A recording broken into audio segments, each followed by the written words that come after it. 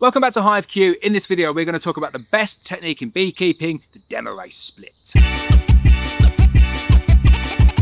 So I absolutely love this technique. I've been using it for years. It is an effective and efficient technique that is easily repeatable, that brings about a huge amount of benefits to the bees and the beekeeper.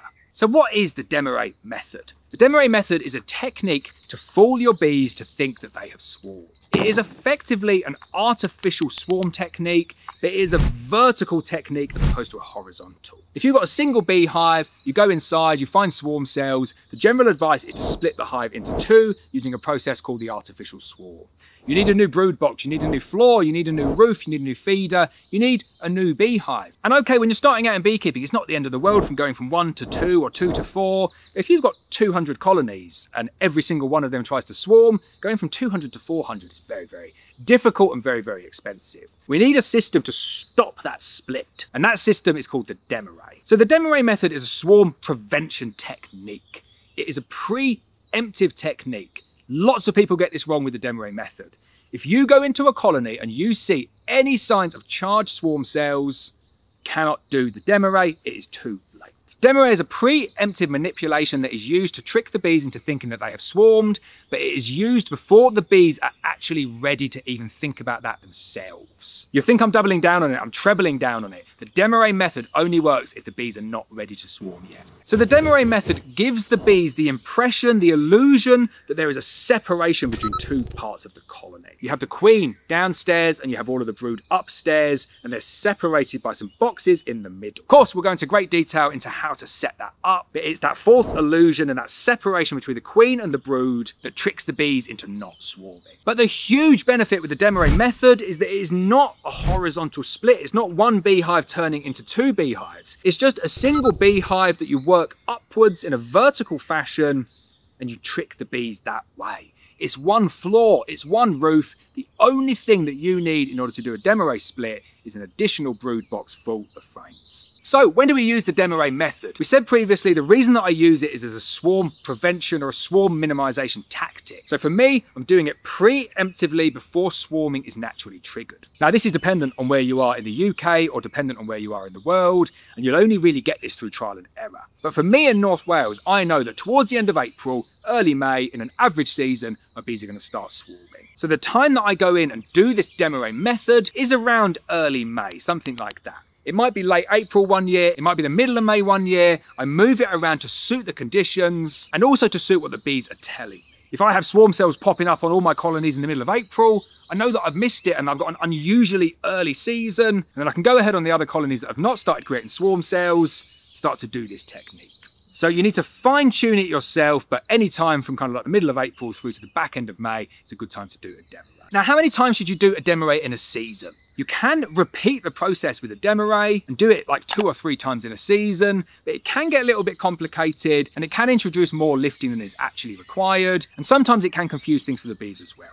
So for me, I'll do at least 1 Demaree per season. And if I can get away with just doing 1, I will leave it at 1. Possibly after the June gap, I'll do a second one as well, depending on the configuration that I've gone into in the June gap. And if I've not covered it before, the June gap is just a gap in between the spring flow and the summer flow, potentially a few days around June, but can be back end of May, where there isn't really much going on for nectar or pollen for the bees. But I like to try and just do it once a year in early May, and it sets the bees up for the rest of the season.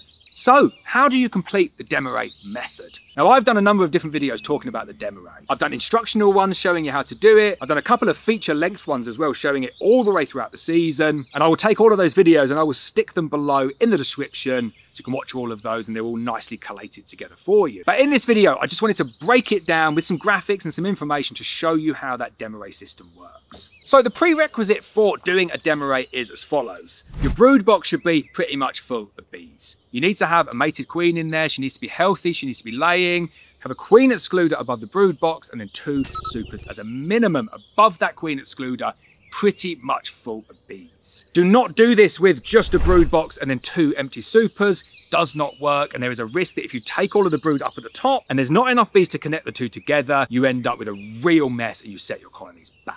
So as long as you've got those prerequisites in place, you've got the brood box pretty much full of bees, you've got a queen that is laying, queen excluder on top, and then about 2 supers full of bees above it. You can do it with 3 supers, you can do it with 4 supers, but you just need that minimum of 2 supers-ish of bees. Then this is the process, this is how you do a Demaree split. You take an additional brood box of frames of foundation. You place that off to one side.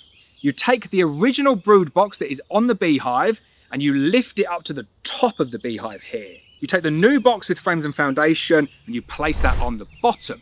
So this is the new setup now. So we'll have the floor at the bottom. The next box above the floor is the brand new brood box full of frames of foundation. We then have our queen excluder. We then have our 2 supers full of bees, and then on top of the supers of bees, we place our original brood box that is full to the brim with brood and bees and the queen. Before we place that brood box at the top, we need to go through that box, identify where the queen is, and take out a frame with the queen on that has some capped worker brood on it. You're going to take that frame out from the top, and you're going to place it down into the bottom box. You're going to take 1 frame of foundation out of that bottom box, fill that slot in at the top. This is what it should look like now. You have the floor at the bottom, that's completely unchanged. You have your first brood box here, full with frames and foundation, but there is 1 frame in there that has a frame of bees, fully capped brood, and your queen bee. Queen excluder goes on top of that. Then you have your super full of bees, another super full of bees, and then all of the brood at the top up there, and then 1 frame of foundation just to fill in all of those gaps. That's the manipulation complete. It is super simple. You just need that brood box with the frames of foundation. Very, very quick to complete. The next thing that you need to do is after 8 days, you come back and do another inspection. In that top box, because you've got open brood that is so distanced away from the queen, they may create emergency cells. If they do create emergency cells, you go to that top box, you shake all of the bees off, you take down all of the emergency cells, and you do nothing. In the meantime, the queen downstairs is thinking, this is nice, we've swarmed. We've definitely swarmed because all of this foundation here is brand new. This is not the brood box that we live in, and the colony is tricked into thinking that downstairs portion has actually gone off and swarmed. The queen takes it upon herself to build out a brand new colony down there. The bees are drawing out the wax, the queen's laying it up, eggs turn into larvae, capped over. The colony is building out down there. And at the same time, all of the brood at the top is emerging with nice young bees, and they're filtering down to the bottom down here. Once all of that brood at the top box is emerged, if you time it perfectly and you go in and all of the brood is emerged and there's nothing in the frames, you can just remove that box completely. What you're more likely to find though is that you go back in and the bees have filled it with loads of nectar and you want to make use of that nectar. So in order to get everything back on track and back to where you were at the beginning, this is kind of the reset to get everything where it needs to be. You take that brood box back from the top that's got open nectar in it. You place it right down at the bottom, and you add more space above in the form of supers. So this is the revised format after about 3 weeks. You've got your brood box that is now just full of nectar. Then you've got your next brood box that's got the queen with all of the brood in. Then your queen excluder. Then your 2 supers of bees. And at that point, I'll chuck on another couple of supers as well. Having brood here and nectar here is not what bees like. It opens them up to robbing. So as long as the stores there is open and not capped, the bees will just move it up through and store it in the supers.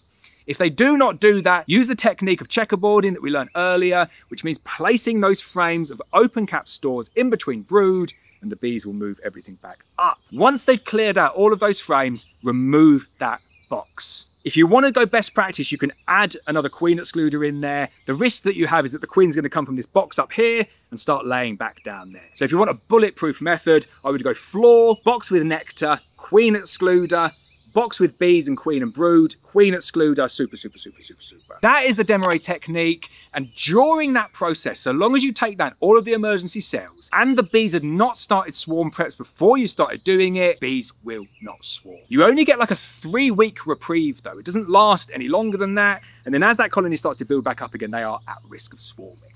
So depending on when you do it, you can redo that cycle again.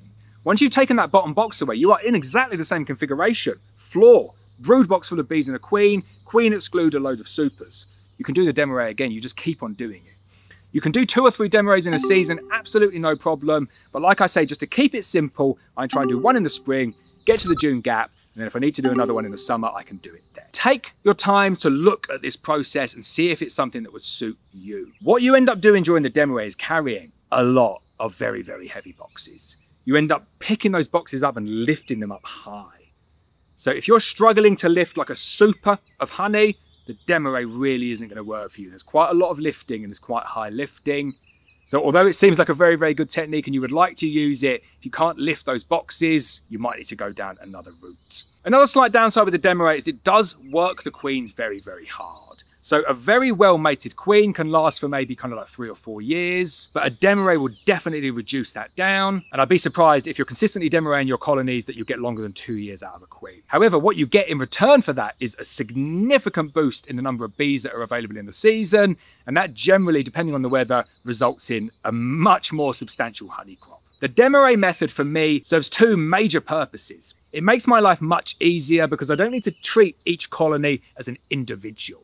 I can just Demaree an entire apiary at once. It buys me a little bit of time. I don't have to consistently split my colonies, so I'm not always filling up the spare boxes that I have. And the best one for me is it dramatically improves your honey crop if you time it correctly. You want the honey flow to start or to be at its strongest around 3 weeks after you do the Demaree. That is when you're going to have the biggest population of bees to take advantage of that. I love the Demaree split. I'm going to put so much information at the bottom of this video here. The text description will include all of the links to any videos that I've done about the Demaree to give you a really nice video showing you every single step of the method.